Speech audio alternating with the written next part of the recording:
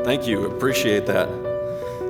When I applied for the position at Cana, at some point along the journey, coming from college campus ministry work, I did not have a lot of experience. In fact, no experience at all applying for executive level position, albeit for a small nonprofit organization. So, like any good person would do, I started Googling what you should do. And one of the things you were supposed to do is write your acceptance letter or your letter of introduction. I don't know if that's to visualize the day you get it, but really to embody what the kind of person you are, the kind of thing that you're doing. Well, I was asked to do the same thing here, so that was my writing, so disregard anything you heard in there that sounds too good to be true, because it probably is, and if my wife were here, she could attest to it.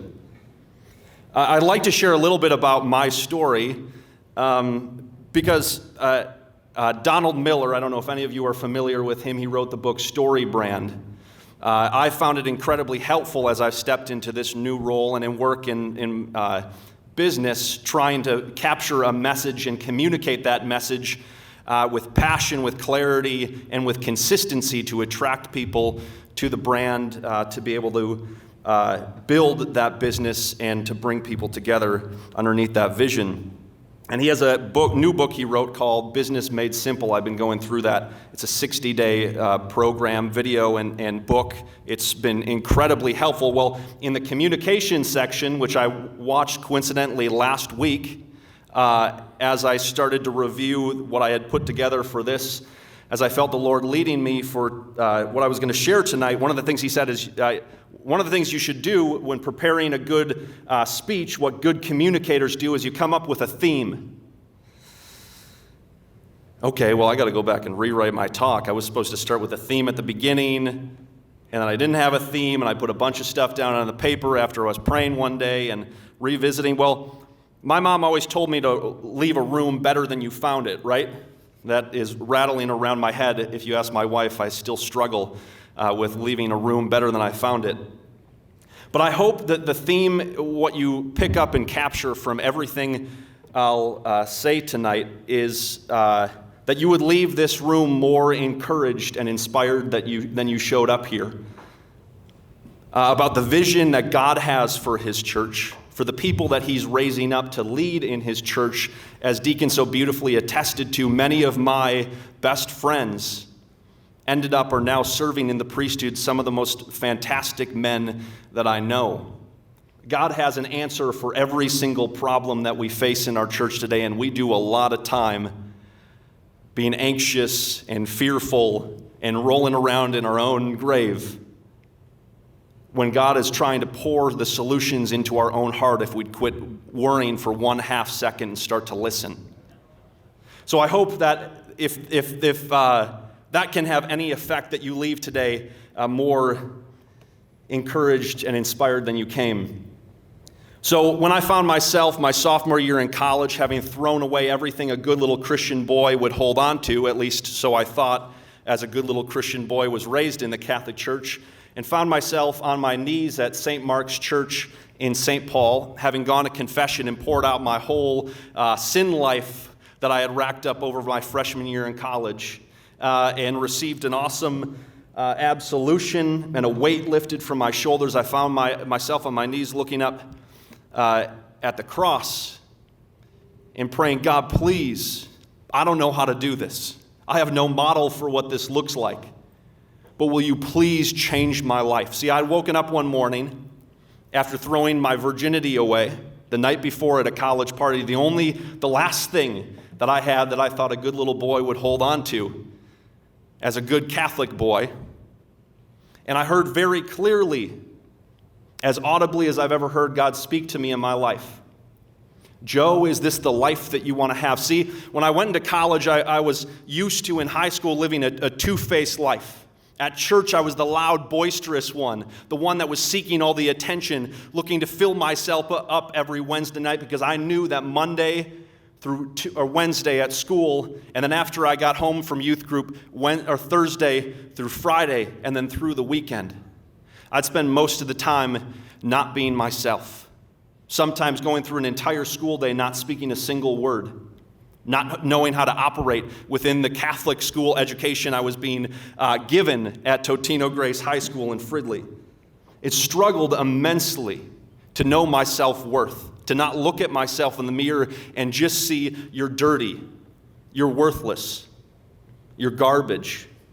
And I heard that voice constantly, over and over and over again, as I encountered my own failure, my brokenness, all the way up until my sophomore year.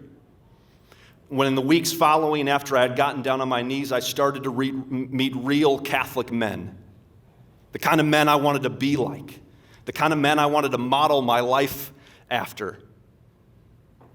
The kind of men that were pursuing something in their life, that had a vision, were going after something, but also, at the same time, freaking loved Jesus. To the point that they were willing to tell anybody at a bar, on the street, outside the church, about who he was, what he had done for them, and how their life had changed as a result. And I was caught. Now, I'll admit, it changed slowly. That moment on my knees wasn't the last time I went to a college party or drank myself into a stupor, still trying to fill the loneliness and the emptiness and the self-hatred I had experienced. But something that was awakened me in that day that I could no longer shake.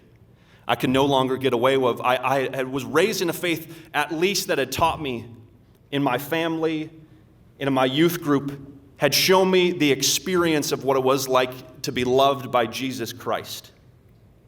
And as far as I ran from that faith and chased other experiences to fill that, much like in my DJ career that I began my freshman year in high school when I foolishly for them, convinced my high school, Totino Grace, to start letting me DJ all of their dances off in iTunes with a small PA system, a true entrepreneur. And then, maybe even more unfortunately, convinced a family friend of Father Colin Jones, who's now a parish priest here in this archdiocese, to do the same for her wedding, which I think was even more foolish. But I was starting my freshman year, starting to have everything that I put together that I thought I was going to have. I started to be cool. I was somebody at all the parties I was attending. I had a residency with one of the top DJs in Minnesota who was going to train me up to follow him at what was affectionately known as the underage bar next to the University of St. Thomas, where even high schoolers could get in if you had a $5 bill. And I knew that when I had my conversion and went back there and was continuing to try to live both lives, wrestle with the call that I felt like on my life as a man that wanted to be entrepreneurial, that wanted to go after something, that wanted to wrestle with his dream to end up in the entertainment industry, to influence the entertainment industry, to realize that it was influencing me, that it was ruling me. I had a moment when I was up in that DJ booth right behind this gentleman who was DJing, and I was supposed to take over the following Saturday, and I looked down on the dance floor, and I saw a bunch of people in that moment behaving like animals, treating each other like animals. And I knew that if I kept going with this dream that I had, I knew if I kept living like that I wouldn't influence the entertainment industry, it would influence and destroy the life that I wanted to create outside of that career. So I gave it up. Well, a year later, almost to the date, I got a phone call from a friend of a friend. Still to this day, have no idea how he got my number. He didn't get it from the friend, so I don't know where he got it, but he called me, a DJ at the St. Thomas. And he said, hey, I got this gig that I want you to split with me. It's Red Bull Crashed Ice. I don't know if any of you are familiar. It's a pretty large event that happens. They build a giant ice luge. I like companies like that have money to spend on random stuff that nobody needs to do, but it's cool. Build a giant ice luge and then send hockey players, or really anyone who can strap on skates, down it, and hopefully they don't kill themselves by the end. And apparently there's professional skaters that travel around the world and do that full time. Well, we were in a giant fire truck on West 7th for Red Bull Crashed Ice. almost a year to the date that I gave up that opportunity to be mentored by one of the top DJs in Minnesota. After a year of going through and engaging my faith again. And I was looking out at a sea of 11,000 people, plus, wall to wall on West 7th. Playing awesome, high energy, sweet, fun, clean music. And knowing that I had a father that freaking loved his son. That I had a father who knew the dreams that he placed in his son's heart. That knew the call and the invitation that he placed on his son's life.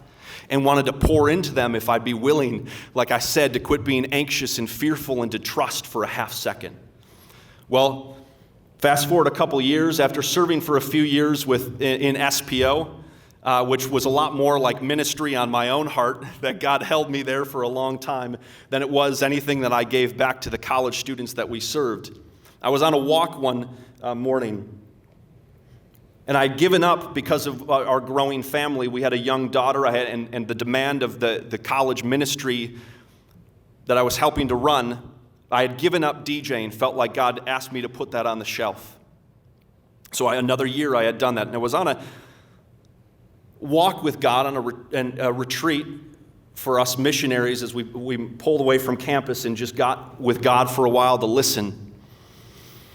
And I heard him give permission to my heart to start dreaming about that truck again, about what it would be like to build something like that myself. And a week later, I got diverted. My wife is from Hinckley, Minnesota. I got diverted off of 35E onto the side road, 61, because of traffic that was headed up north. If you own a cabin up north, if you've ever been up that direction at the wrong time of day, on the wrong weekend, you will sit in a lot of traffic on the way up and on the way down. I know because I married into a cabin up on Lake Vermilion, and I've sat in a lot of traffic on the way up and on the way down. Well, anyways, I'm driving, and as I'm driving, I see on the right-hand side of the road a bright yellow 1980 fire truck in the front yard of somebody's house. Whole bunch of numbers on the side that equaled out to a phone number, and then $2,500 spray painted on the side of it. And thus the dream was born. I was going to buy that fire truck, and I was going to turn that fire truck into the sweetest DJ mobile on wheels. Well, you can imagine what it's like to drive back home,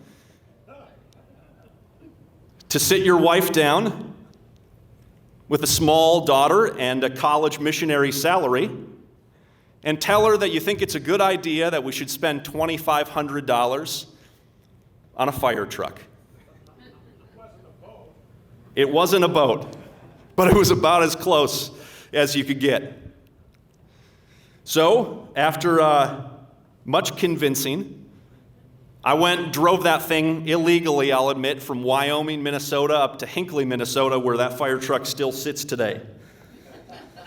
After about 2 months of working tirelessly at any spare moment I had, apart from my primary mission work and family up in Hinckley, sanding and scraping the rust off that thing after it had been sitting outside for about 30 years, I realized that I had bit off more than I could chew. So, like any defeated entrepreneur, I went back to my wife and said something just like that. I think I bit off more than I can chew. You know what we should do? We should buy a smaller truck. And I'm driving to work one day, going to the University of St. Thomas where I served on mission, and off to the side was this beautiful, old 2003 F-350 with a construction cab, or a construction bed on it. And I said, that's the truck. So, like a good entrepreneur, I sat my wife down again. I said, all right, it's cheaper, $2,000. And that could be ours. I learned to drive stick shift. I drove that up to Hinckley, Minnesota. I spent the next 12 months converting an old construction vehicle into a mobile DJ booth that you can push a button. The top will raise up, and in 5 minutes, the biggest headache for DJs are solved. You're set up and you're rocking music anywhere that you can pull up outdoors. Well, we had contracts with breweries set up that we were going to be playing on their patios one night a week. We had started to get traction with the Minnesota Wild and the Minnesota Vikings and other big organizations like that. And what do you know? COVID hit. And all of a sudden, the dream looked like it disappeared. Then we're 3 weeks into COVID, and I get a call from my buddy who, good Catholic guy down in Burnsville. And he said, I've been holed up downstairs in my makeshift office for 3 weeks. I got my 2 small daughters at home, and we're going crazy. And I'm sick of taking walks. You got to bring that DJ truck out into a neighborhood and play music for somebody. Networking. Look at that. Great ideas for a business. So I went to my social media account, which at that point was about 100 people, pretty much just my friends. And I said, hey, we're taking the truck out into a neighborhood near you this weekend. Where should we show up? We got 7 addresses. We showed up to all 7 one weekend last summer. In 7 days, 3 news stations had picked it up, one of those being the New York Times, the other 2 being local television channels, and the fourth, I guess, being the Catholic Spirit came the week after. And within 3 days of Care 11 running our story, we had, by we, I mean me, had 350 inquiries in my inbox. And so for the rest of that summer, I ran a couple times a week. We'd line up the closest 7 locations we could, and we'd do an hour at every single one of them, playing music, spreading a message of hope and joy all throughout COVID. It was incredible to see, and people, friends of mine would say, do you ever, obviously, you never imagined when you built that this is how you would use it. And I had left mission work at that point, and the blessing that people gave me, because I couldn't charge, of people giving tips and donations throughout that time funded my family all throughout last summer. The generosity over and above anything, the connections and the networking I was able to do in neighborhoods all across, and now this summer experiencing that same kind of work happen. All through me as a young man trying to listen to God's heart for my life, trying to put my desires and my dreams in front of Him, and then walk in courage and boldness forward. I see a vision now as I'm building relationships in the entertainment industry, admittedly one of the most culture-influencing industries in the country, that God is laying the groundwork for us as the Catholic Church, between myself and other people that He's raising up within that industry to have a real impact on the entertainment industry. And it's not because of me. It's not because of what we're doing, but because He knows that's where culture is transformed. He knows that's where our children, with their earbuds and their AirPods on, are being shaped and formed. And that if He can raise up Catholics to have influence over that place, to have a say within that place, what He could do to be able to change and transform. Well, even while I was in that experience, God made His call for me where I ended up today even more clear. As I got out into mission work and began to pour into that entrepreneurial endeavor, I felt a growing weight in my heart that my life's call was for the revitalization of the local church, that being the parish reality. That God's invitation for me was to step back into ministry full-time, that He had a lot to do in the entertainment, but quite frankly, He didn't need me there quite as much hours in the day as I was putting in full-time. That He wanted to build that, and He has a plan to influence that culture. And I've seen this year, as I've spent more time, more connections, more relationships, more opportunities than when I was doing it full-time and I was emailing full-time and I was reaching out full-time, the way that He's orchestrated Himself. But in that invitation, I made a connection with a now deceased incredible friend of mine, Deacon Tom Wininger, who served on the board of the Cana Family Institute, who invited me to apply for the position that I now serve in, the executive director of the Cana Family Institute. And through everything that I've done in my short time here on earth, and particularly in my short time in my career as a missionary and in business, I've seen the way that our God has solutions and answers for the problems that are facing us in this world. And quite frankly, I was raised in a culture where that underlying, and I'm not pointing any fingers, I'm taking responsibility as a young leader in our church today for the message that's gone out from our church, both within our church walls and beyond.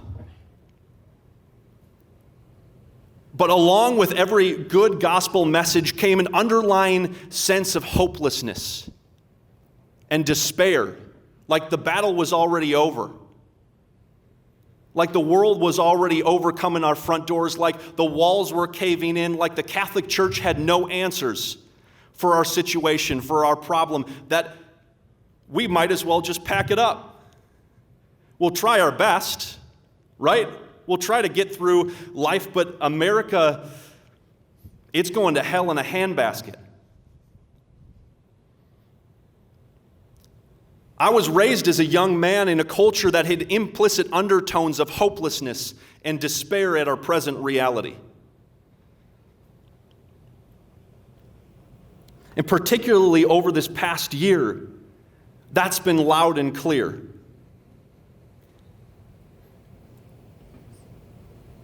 And as I was praying for this time, asking God, what do you want me to say? Because usually I'm clueless. I like to blab my lips, but I have no idea what he wants to say, and it's far better if he speaks and not me. I felt like his message to the church today is one of victory. That you and I, brothers and sisters, we don't fight for victory. We are not fighting a losing battle. We have not lost the war. Jesus speaks over and over again, and then his apostles over and over again in Scripture, that the battle and the victory has already been won. It's already been decided, regardless of how poor the circumstance gets. 1 John 5:4, for everyone born of God overcomes the world. This is the victory that has overcome the world, even our faith. Brothers and sisters, we do not fight for victory. You and I fight for ourselves, for our families, for our businesses. From victory. Out of the victory that we have received freely. And I know in our present situation that can feel like, cute little spiritual phrasing, cute little theology. Well, what impact does that have? Hell's getting pretty close to my front door. This place doesn't look so good.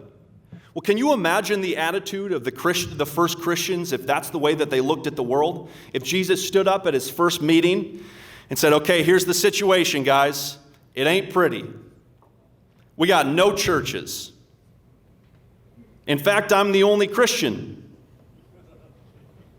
And 99.99999% of the world either doesn't care about your message right now, is ignorant of your message, or would love to kill you because of your message. It's been well known, and I'm sure this isn't news to any of you, that we have moved into an apostolic age where God needs to raise up and is raising up apostles to do the work of discipleship and evangelization in his church, because we've been sitting on our laurels too long, waiting for the world to come to us, and then feeling sorry for ourselves when it doesn't show up at our front door, and completing for what we have to offer, even though we know that if only they would, the full life that Jesus promised in John 10:10, the abundant life would be theirs. No, he needs apostles and disciples. I'm probably loud enough, huh? To raise up and to minister. St. John Paul II said it best in his encyclical on work. He said, work united with prayer not only advances earthly progress, but contributes to the development of the kingdom of God on earth. I love this phrase because I believe it's 100% true, and I've experienced it in my life We spend way too much time trying to scrape through this life to get to heaven, while God our Father is spending a whole heck of a lot of time trying to get heaven into you and I. The gates of hell do not stand against us as business leaders, as entrepreneurs, as nonprofit leaders, as leaders of family. God has given solutions and answers for every problem that we face in business, in family. And yes, it doesn't mean that everything's going to be perfect. We all know that. But that's not what we're arguing against. We're not arguing against the ideology that if only we'll accept this, everything will be flowery and such. No, we're arguing against a spirituality and perspective that says we just have to pull up our bootstraps, that we have to suffer through life, we just have to get by.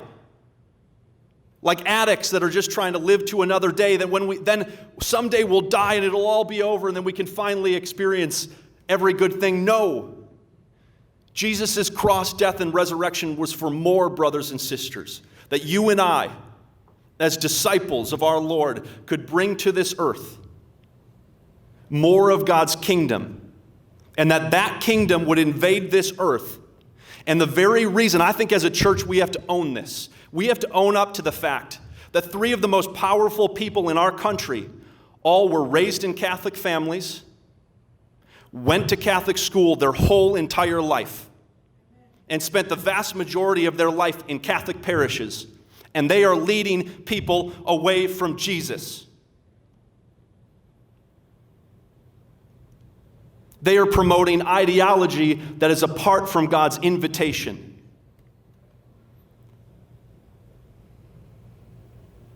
Two of them are politicians, I'm sure you could guess. The third one is Joe Rogan, who has the most popular podcast in America. Well, apart from, I guess, Father Mike Schmitz.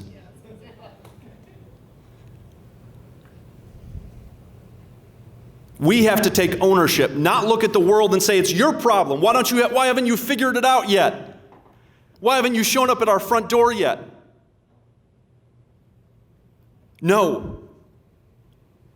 Like you said, the church has failed a lot of people, but I am the church. I am the church. 28-year-old me trying to lead my family. My wife, my 4-year-old daughter, my 2-year-old son, my third in the womb. I am the church. We are the church.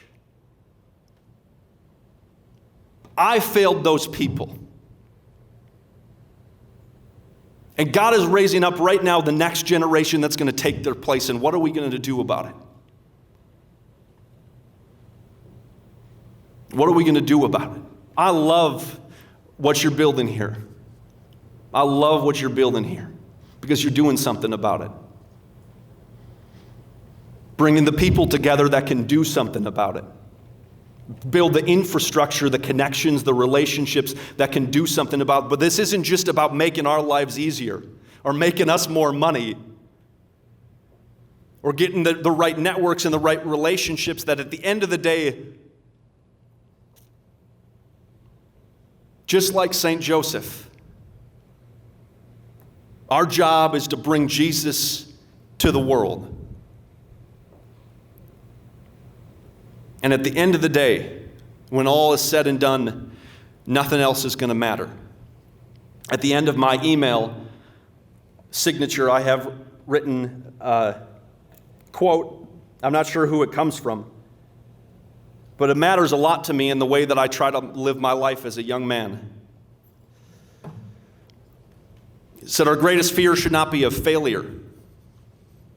Our greatest fear should be of succeeding at something that never really mattered. I think we got to reckon with the fact that as a church, we've spent a lot of time pouring our money into, investing our lives in, spending our work for things at the end of the day that never really mattered. Because if we're not building businesses that are also kingdom hubs here on earth, if we're not building places that are bringing the kingdom of God into the lives of individuals and families here on earth, then we're not building God's kingdom. We're building somebody else's kingdom. And it's only a two-way street.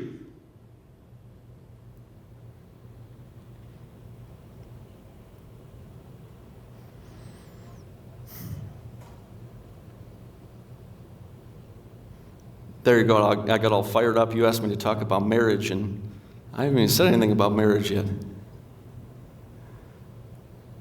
I believe that marriage is one of these battles, if not the battle. And I'd like to argue that the battle for the family is one of the most important battles of our time.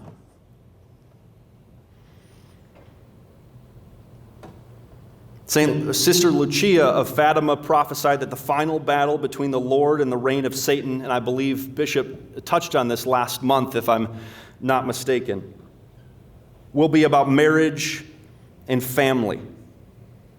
Don't be afraid, she added, because anyone who operates for the sanctity of marriage and the family will always live happily ever after. That's not what it says. Don't be afraid, she said, because anyone who operates for the sanctity of marriage and the family will always be contended and opposed in every way. Because this is a decisive issue. However, Our Lady has already crushed its head. Brothers and sisters, the title of my talk that I sent in was, Are We Losing the Battle or the War? Well, I love that quote so much, read in its entirety, because the war is already over. The devil's head has already been crushed. It's done. But the battle rages on. The battle for our children, for our families, for our extended families, for our friends, for our communities, for our neighborhoods, for our churches, for our schools, for our archdiocese, for our state, for our country, for the world. But I believe that God has placed the solutions and the answers so that in 100 years, we won't be talking about the greatest defeat or how obsolete religion is in our present day. We're going to be talking about the greatest comeback that Jesus' church ever made in history.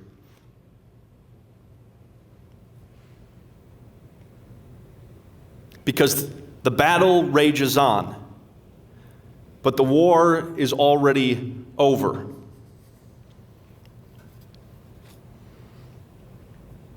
My favorite movie, or one of my favorite war movies, is Hacksaw Ridge. Anybody ever seen Hacksaw Ridge? It's a good film. It's the story of Desmond Doss in Okinawa. Fighting up on Hacksaw Ridge, they had to climb up every day on this sheer cliff face to get to the top, to be totally exposed to the enemy lines that were coming at them in waves, and fight day after day, go back at night, recover whoever was left after that day of fighting, and go back up to do it all over again. Well, Desmond Doss, one night after a particular bloody day of battle, spends the entire night army crawling over and around his dead brethren, pulling back one after another, because just as he was leaving the battlefield, he heard someone cry out, "Help, please, I'm shot, someone help." So he went back. The rest of his brothers kept going, but he went back, and he dragged him out. He spent the rest of the night doing that, one at a time.